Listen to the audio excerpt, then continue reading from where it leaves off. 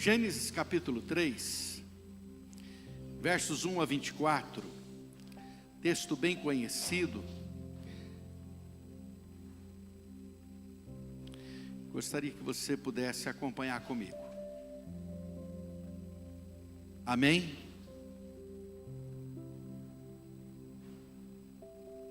Mas a serpente, mais sagaz que todos os animais selváticos que o Senhor Deus tinha feito, disse à mulher: é assim que Deus disse: não comereis de toda árvore do jardim?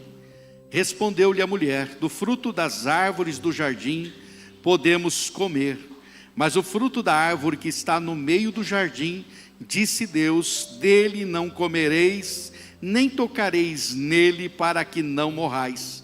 Então a serpente disse à mulher: é certo que não morrereis, porque Deus sabe que no dia em que dele comerdes, se vos abrirão os olhos, e como Deus, sereis conhecedores do bem e do mal. Vendo a mulher que a árvore era boa para se comer, agradável aos olhos, e árvore desejável para dar entendimento, tomou-lhe do fruto e comeu, e deu também ao marido, e ele comeu. Abriram-se então os olhos de ambos, e percebendo que estavam nus, coseram folhas de figueira e fizeram cintas para si. Quando ouviram a voz do Senhor Deus, que andava no jardim pela viração do dia, esconderam-se da presença do Senhor Deus, o homem, sua mulher, por entre as árvores do jardim. E chamou o Senhor Deus ao homem e lhe perguntou: onde estás? Ele respondeu: ouvi a tua voz no jardim, e porque estava nu, tive medo e me escondi. Perguntou-lhe Deus: quem te fez saber que estavas nu? Comeste da árvore de que te ordenei que não comesses? Então disse o homem: a mulher que me deste por esposa, ela me deu da árvore e eu comi. Disse o Senhor Deus à mulher: que é isto que fizeste? Respondeu a mulher: a serpente me enganou e eu comi. Então o Senhor Deus disse à serpente: visto que isso fizeste, maldita és entre todos os animais domésticos, e o és entre todos os animais selváticos. Rastejarás sobre o teu ventre e comerás pó todos os dias da tua vida. Porém, inimizade entre ti e a mulher, entre a tua descendência e o seu descendente. Este te ferirá a cabeça, e tu lhe ferirás o calcanhar. E a mulher disse: multiplicarei sobremodo os sofrimentos da tua gravidez, e em meio de dores darás à luz filhos. O teu desejo será para o teu marido, e ele te governará. E Adão disse: visto que atendeste à voz de tua mulher, e comeste da árvore que eu te ordenara não comesses, maldita é a terra por tua causa, em fadigas obterás dela o sustento durante os dias de tua vida. Ela produzirá também cardos e abrolhos, e tu comerás a erva do campo. No suor do rosto comerás o teu pão, até que tornes a terra, pois dela foste formado, porque tu és pó, e ao pó tornarás. E deu o homem o nome de Eva, sua mulher, por ser a mãe de todos os seres humanos. Fez o Senhor Deus vestimentas de peles para Adão e sua mulher, e os vestiu. Então disse o Senhor Deus: eis que o homem se tornou como um de nós, conhecedor do bem e do mal. Assim que não estenda a mão e tome também da árvore da vida, e coma e vive eternamente. O Senhor Deus, por isso, o lançou fora do jardim do Éden, a fim de lavrar a terra de que fora tomado. E expulso o homem, colocou querubins ao oriente do jardim do Éden, e o refulgir de uma espada que se revolvia para guardar o caminho da árvore da vida. Amém. Pai celeste, que a tua palavra santa, bendita, poderosa, operosa, tenha livre curso em nosso meio, e que a verdade da tua palavra seja clara, nítida em nossa mente e coração, produzindo em nós transformação para a glória de Jesus. Amém. Obrigado, irmãos, podem assentar.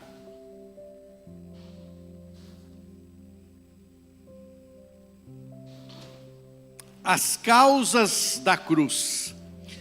Eu quero chamar muito a sua atenção para não sair, se possível esteja aqui comigo o tempo todo, porque é muito importante. Eu vou ser bem objetivo e posso afirmar para vocês que a minha explanação vai ser menor do que o texto lido. Então, preste bem atenção para você entender o que Deus quer falar conosco nessa noite. Porque na Páscoa vamos falar sobre a queda? Porque esse texto que nós lemos é o texto que narra para nós a queda do homem, como o pecado entrou no mundo e como a miséria consequentemente entrou. Aliás, sempre que alguém questionar você sobre o amor de Deus, ou por que acontecem coisas ruins, ou por que há tanta maldade no mundo, você leia esse capítulo para ele. Esse capítulo vai explicar por que existe tanta maldade no mundo. Esse capítulo vai explicar por que as pessoas sofrem. Esse capítulo vai explicar por que a situação está como está. E aí você pode dizer porque há miséria, porque há guerra, porque há tanta coisa ruim. Ah, a culpa é de Deus. Não, você pode ler esse texto bíblico para essa pessoa e dizer: aqui está a causa de todo o mal do mundo. Está aqui registrado nas páginas da Bíblia Sagrada. Amém, meu irmão? Então você tem sempre aí a resposta para as pessoas. Mas por que falar da queda na Páscoa? Exatamente porque foi a queda do homem que trouxe a morte física. Você está comigo aqui? Amém? Então não te distraia com nada, por favor. Esteja aqui comigo, olhando aqui para frente e atento à palavra do Senhor. Foi a queda que trouxe a morte física e a morte espiritual também. E somente um sacrifício perfeito poderia resolver o mal que se sucedeu com a queda do homem. Somente o próprio Deus intervindo na situação. Ah, o que Deus fez? Ele interviu. O que Deus fez? Ele teve um plano que ele já tinha desde antes da fundação do mundo. E esse plano ele colocou em ação. Se não tivesse acontecido a queda, o pecado não teria entrado no mundo. E não haveria a necessidade do sacrifício na cruz. Por isso, de forma bem objetiva, nós vamos ver aqui quais as causas da cruz de Cristo. Quais são as causas da cruz de Cristo? E a primeira causa da cruz de Cristo é a cruz, ela aconteceu por conta da má escolha do homem. Ela é resultado da má escolha do homem. O pecado do homem se constitui de incredulidade e desobediência. O homem não creu no que Deus disse e acreditou no que a serpente falou. O homem desobedeceu uma ordem expressa. Não creu na palavra de Deus e foi desobediente a uma ordem expressa. O homem tinha acesso, você bem sabe, você ouviu a leitura da palavra, tinha acesso a todas as demais árvores do jardim, menos a árvore do conhecimento do bem e do mal. Era a árvore teste. Mas, mais do que ser a árvore teste, essa árvore não somente testava a obediência do homem a Deus, o que já seria o suficiente, mas ela também testava a capacidade de escolha do ser humano. Na verdade, o homem tinha diante dele uma escolha a fazer: a escolha da vida ou do conhecimento que gera a morte.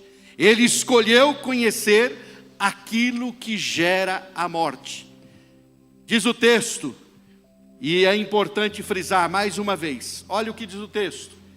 Então a serpente disse à mulher: vocês não vão morrer. E às vezes é mais fácil acreditar no que o diabo fala do que no que Deus diz, né? Deus sabe que no momento em que comerem daquela árvore, vocês vão perceber a realidade e serão como Deus, conhecerão todas as coisas, tanto o bem quanto o mal. A mulher olhou para a árvore e percebeu que o fruto era apetitoso. Pensando na possibilidade de conhecer todas as coisas, pegou o fruto e comeu e repartiu com o marido, e ele também comeu. Gênesis 3, 4 a 6, na Bíblia, a mensagem, a Bíblia de uma tradução livre de Eugene Peterson. Ou seja, o homem tinha diante de si uma escolha: a vida ou o conhecimento que gera ou que geraria a morte. E o homem prefere escolher o quê? Arriscar, para, como disse a versão da Bíblia, a Mensagem, pensando na possibilidade de conhecer todas as coisas. Então ele abre mão da vida para ter o quê? A possibilidade do quê? De conhecer todas as coisas. Mudou isso hoje, meu querido irmão? Mudou isso hoje, minha irmã? Mudou isso hoje, meu amigo? Isso mudou ainda hoje? Sim ou não? Não mudou.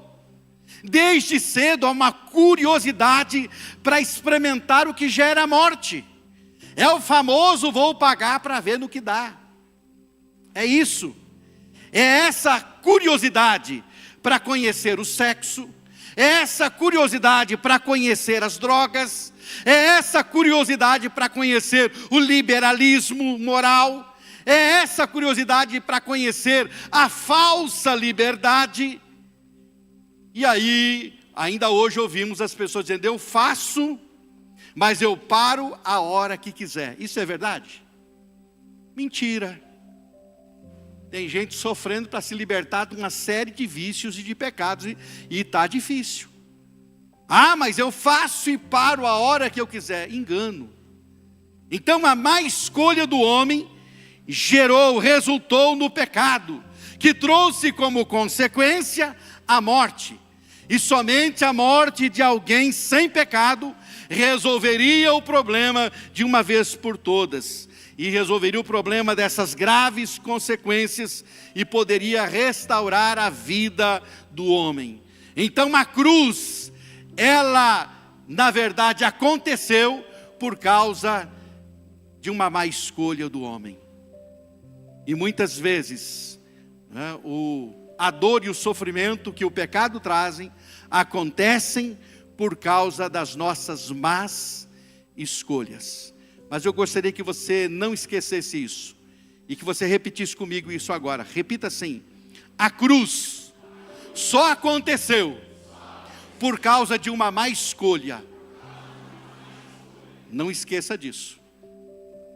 As coisas ruins acontecem na sua vida por causa das suas más escolhas. Não esqueça disso.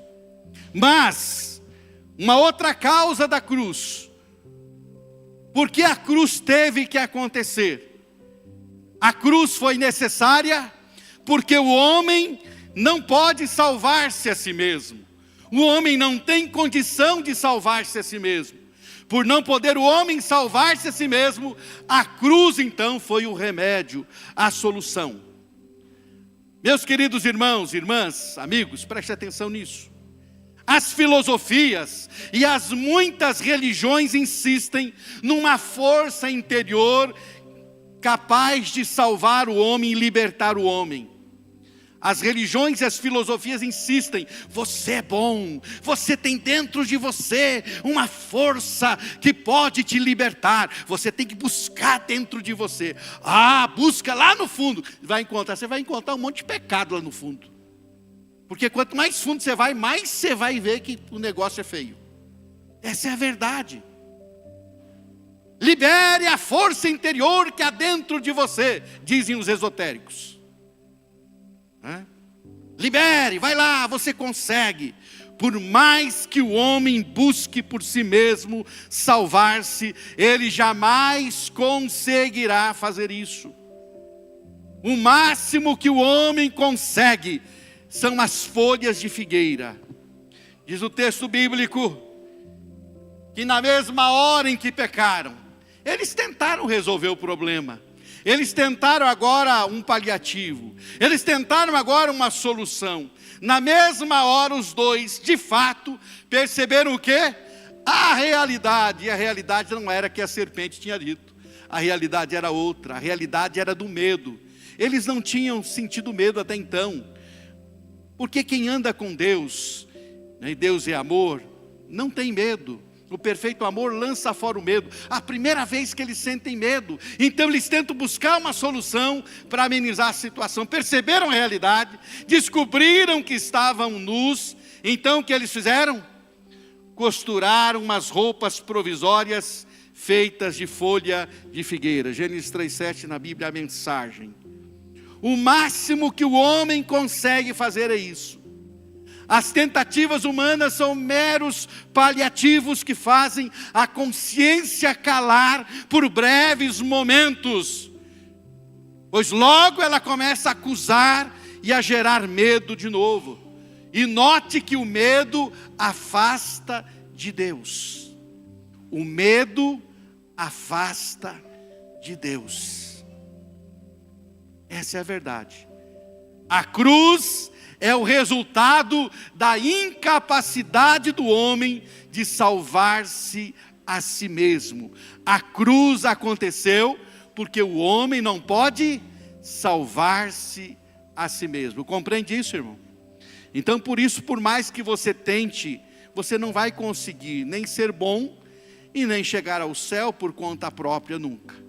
Por mais que você tente procurar dentro de você uma força interior, ela não existe. Ela só passa a existir quando o Espírito de Deus passa a habitar dentro do seu coração. Aí sim há uma força dentro de você. Mas essa força é chamada de Espírito Santo, que entra no coração daqueles que creem em Jesus, que recebem Jesus e que são regenerados por Jesus. Então não esqueça dessa verdade, que na verdade a cruz é resultado da incapacidade do homem de salvar-se a si mesmo. Essa é a causa da cruz também. A cruz, ela teve que acontecer, porque o homem não pode salvar-se a si mesmo. Repita isso comigo para você nunca esquecer. A cruz teve que acontecer, porque o homem não pode salvar-se a si mesmo. Por mais que você tente, você não consegue fazê-lo. Mas a cruz também, ela precisou acontecer, porque ela, na verdade, é consequência da sentença sobre o pecado. O pecado trouxe uma sentença, e por causa da consequência dessa sentença, a cruz precisou acontecer. Qual foi a sentença, querido irmão? Preste atenção. Qual foi a sentença?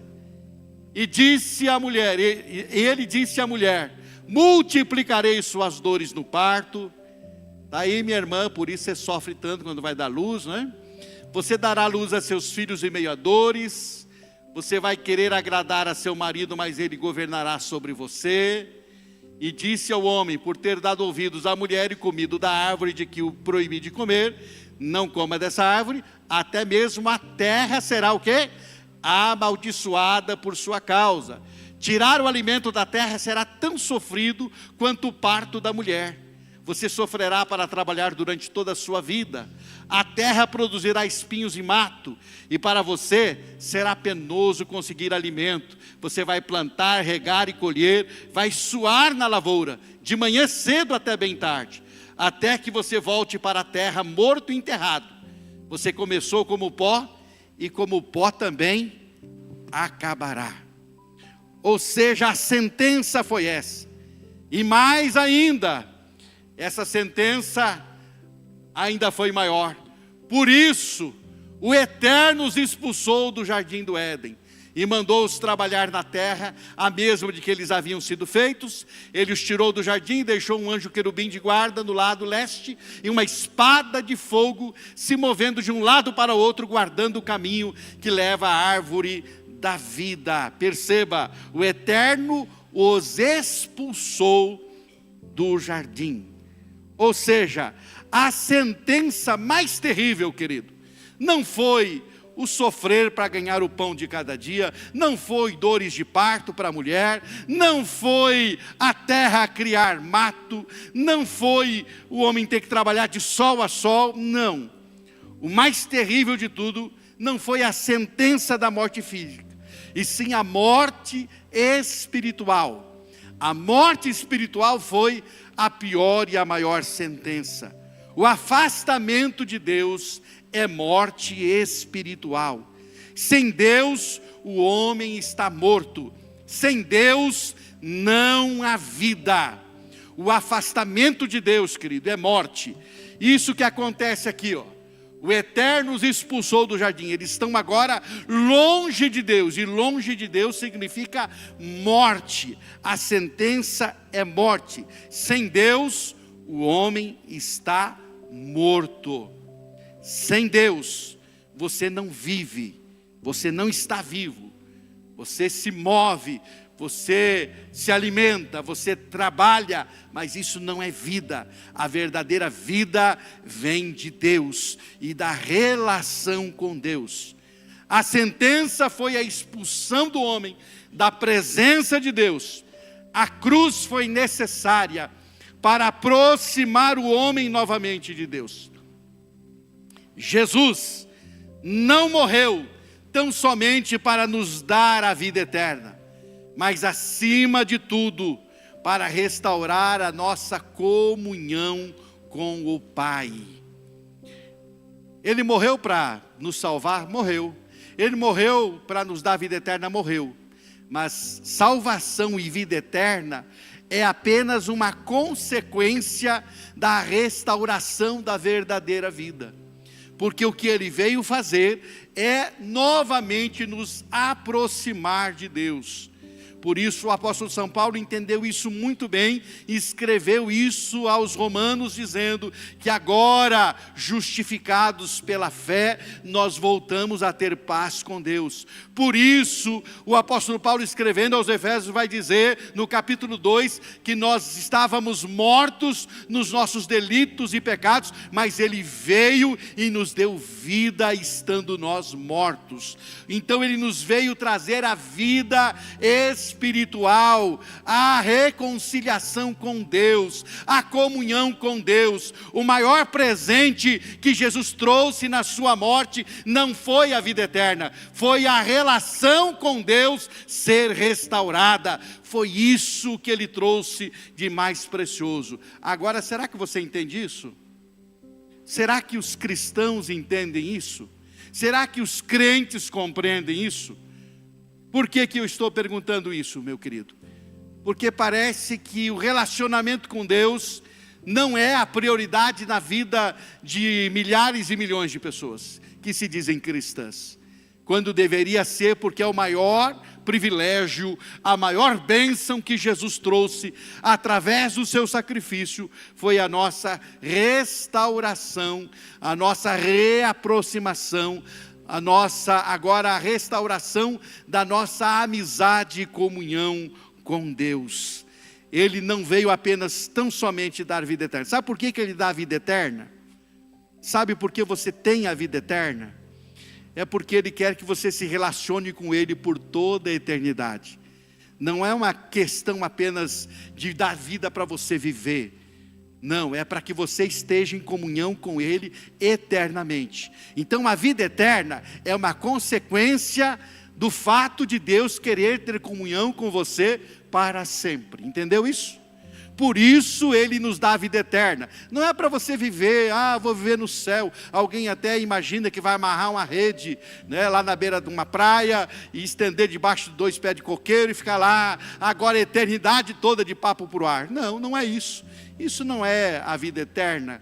A vida eterna, na verdade, que ele projetou foi para que você pudesse ter comunhão eterna com ele. A vida que ele te dá como vida eterna é para que você continue se relacionando com ele, porque você e eu fomos criados para viver para ele. É isso que nós precisamos entender. Compreende isso, meu irmão? Então a cruz, na verdade, é consequência da sentença sobre o pecado. A sentença sobre o pecado foi a expulsão da presença de Deus, foi a morte espiritual, e a cruz de Cristo aconteceu para nos reconciliar com Deus. Mediante a cruz nós somos reconciliados com Deus. Acima de tudo ele veio para nos restaurar em nossa comunhão com o Pai. Amém? Vamos declarar isso para você guardar no seu coração. A cruz aconteceu porque o pecado trouxe uma consequência.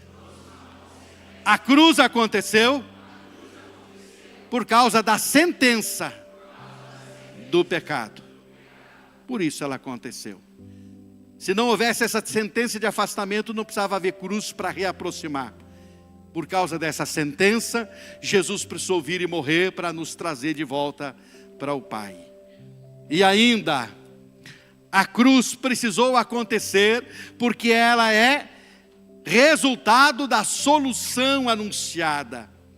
A cruz é o resultado da única solução possível e já anunciada por Deus logo após a queda, a morte do Cordeiro de Deus. A cruz é o resultado do juízo de Deus sobre o pecado e a manifestação do amor de Deus pelo homem pecador. Vou repetir: a cruz é o resultado do juízo de Deus sobre o pecado. Na cruz Deus julgou o pecado, na cruz Deus lançou o pecado sobre seu Filho Jesus Cristo. Mas a cruz também é a manifestação do amor de Deus pelo homem pecador e é a maior manifestação do amor de Deus. Olha o que diz a palavra de Deus: então o Eterno disse à serpente: por ter feito isso, você será amaldiçoada mais que o gado e os animais selvagens, amaldiçoada para rastejar e comer pó a vida toda. Declaro guerra entre você e a mulher, entre seu descendente e o descendente dela. Eu quero chamar a sua atenção para o singular aqui. Esta frase está no singular. Então isso indica uma pessoa em especial. Não está falando de toda a raça humana, está falando de um ser especial. Declaro entre você, por isso esse texto é chamado de o proto-evangelho, o primeiro evangelho. Está no singular. Aqui está anunciada a solução. Declaro guerra entre você e a mulher, entre o seu descendente e o descendente dela. Ele ferirá a sua cabeça e você ferirá o calcanhar dela. Veja só. Ou seja, e mais do que isso, o texto de Gênesis 3:21 diz: o Eterno fez roupas de couro para que Adão e sua mulher vestissem. O Eterno fez. O amor de Deus o levou a preparar um meio de salvação. O seu filho, nascido de mulher, e a sua justiça exigiu que o seu filho fosse ferido e morto para cobrir a nudez. Duas coisas eu digo aqui para você. Aqui está anunciado aquilo que o Senhor faria, né, como resposta ao pecado do homem. Eu vou agora declarar guerra entre você e a mulher, entre o seu descendente e o descendente dela. Ele ferirá a sua cabeça e você ferirá o calcanhar dele. Ou seja, o Senhor já está anunciando aqui, né, que a serpente seria esmagada, mas ao mesmo tempo está anunciando que o descendente da mulher seria ferido. E mais, ao cobrir o homem, eu gosto muito desse texto aqui, meu irmão, de Gênesis 3:21. Está escrito o que ali? Que o Eterno fez o quê? Roupas do quê? Roupas do quê? O homem tinha feito roupa do quê? Do quê? De folhas. O Eterno fez do quê? Para ele fazer roupa de couro, ele precisou fazer o quê? Alguém morreu. Um sacrifício aconteceu. Um animal teve que morrer. Seja uma ovelha, seja um boi. Um animal morreu para que do couro fosse feito roupas para o homem. O que o Senhor está dizendo aqui? Está apontando aqui que Ele tem um meio que é suficiente para nos cobrir do pecado. O amor de Deus o levou, portanto, a preparar o meio de salvação.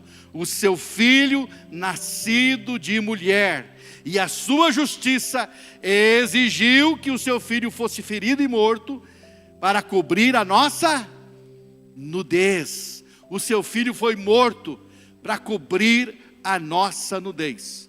Você já leu na Bíblia, certamente, a parábola das bodas que o Senhor ele vai ensinar, que para entrar nas bodas, para entrar na sua festa, cada convidado recebia uma veste nupcial, uma roupa especial. E essa roupa era preparada pelo Senhor, o dono da festa. E a Bíblia relata que de repente a casa estava cheia e alguém estava lá com uma roupa diferente. E o senhor daquela casa disse: amigo, como entrastes nesta festa? E ele emudeceu. E o senhor daquela festa o mandou arrancar e lançá-lo nas trevas exteriores, diz a palavra. Por quê? Porque ele não estava vestido com as vestes adequadas, preparadas pelo senhor da festa. Só entra no céu quem estiver vestido com as vestes preparadas pelo Cordeiro de Deus que tira o pecado do mundo. Você não entra de outra forma não, meu amigo. Você não entra de outra forma não, meu querido irmão. É preciso isso. Agora, era preciso o sacrifício para que o juízo de Deus viesse sobre o pecado. Mas por que a cruz? Por que exatamente a cruz? Porque, meu querido irmão, minha irmã, a palavra de Deus nos revela que o pecado é tão hediondo, que somente uma morte tão vil, tão hedionda, tão terrível quanto a morte de cruz, poderia manifestar o quão terrível é o pecado. É o meio de morte mais vergonhoso, é o meio de morte maldito. O meio de morte de cruz era o meio em que aquele que fosse morto na cruz era alguém considerado um maldito, um amaldiçoado. Por isso que a Bíblia vai dizer que ele se fez maldição por nós. Olha o que diz o apóstolo Paulo em Gálatas 3,13. Cristo nos redimiu do quê? Dessa vida amaldiçoada de derrotas. Quando ele mesmo fez o quê? Absorveu. As escrituras dizem: maldito é aquele que for pendurado no madeiro. Foi o que aconteceu quando Cristo foi pregado na cruz. Ele se transformou em maldição e ao mesmo tempo deu fim à maldição. Maldito aquele que for pendurado em madeiro. Ou seja, Cristo se fez maldito, maldição. Por isso era necessário a morte de cruz. A cruz é resultado do plano de redenção do homem. Plano esse que estava preparado antes mesmo do homem pecar. Portanto, meu querido irmão, a causa da cruz, enunciada aqui no capítulo 3, versos 14, 15 e 21, ela pode ser certamente descrita como o resultado da solução anunciada. Portanto, querido irmão, a cruz aconteceu porque ela é resultado da solução que Deus havia anunciado já lá no jardim do Éden. Então nunca esqueça que a solução para o pecado só está na cruz de Cristo, e ela é resultado dessa solução que foi anunciada. Qual é a quarta causa da cruz que eu estou vendo com você essa noite? A cruz aconteceu porque é resultado da solução anunciada. Repita isso comigo para você não esquecer. A cruz aconteceu porque é resultado da solução anunciada. Onde essa solução foi anunciada? Aonde? Gênesis capítulo 3, versos 14 e 15. Aí a solução é anunciada. Por isso a cruz precisou acontecer, porque a solução lá no Éden já havia sido anunciada também. Por isso, meu querido irmão e irmã, eu quero encerrar esta palavra esta noite dizendo a você que o texto bíblico que registra a queda do homem nos fornece as causas da cruz. O sacrifício de Jesus foi necessário por causa da má escolha do homem, por causa do pecado do homem. Ao escolher conhecer todas as coisas, o homem perdeu a vida, e a vida com Deus, o relacionamento com Deus. O sacrifício de Jesus foi necessário por causa da incapacidade do homem de salvar-se a si mesmo. Tudo que o homem consegue produzir para cobrir sua nudez são roupas de folhas de figueira. São, na verdade, a sua autojustiça limitadíssima, que não passa de trapo de imundícia, como diz o profeta Isaías. O sacrifício de Jesus foi necessário por causa da sentença sobre o pecado. A pior sentença foi a morte espiritual, a expulsão do homem da presença de Deus. A cruz foi necessária por causa do amor e justiça de Deus, que proveu o meio de redenção do homem. A cruz é resultado do plano de redenção anunciado lá no Éden, logo após o pecado do homem.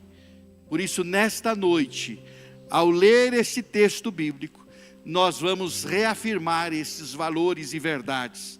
O sacrifício de Jesus foi necessário por causa da má escolha do homem, por causa da incapacidade do homem de salvar-se a si mesmo, por causa da sentença sobre o pecado e por causa do amor e justiça de Deus que proveu o meio de salvação. Mas e agora, pastor, eu que já criei em Jesus, sou salvo pela fé nele, que maravilha. O que isso tem a ver comigo? Eu quero nesta noite convidar você a refletir sobre isso. Eu pergunto a você, como têm sido as suas escolhas hoje? Como você tem feito as suas escolhas? O que você tem escolhido? Você tem consciência que não pode salvar-se a si mesmo? Ou você ainda está tentando, por conta própria, dar um jeitinho? Você tem entendido que viver longe de Deus é viver em morte espiritual? E eu vou dizer para você esta noite, preste atenção. Se você está vivendo no pecado, você não está vivo, você está morto. É uma triste notícia que eu te dou. Porque só está vivo quem tem comunhão com Deus.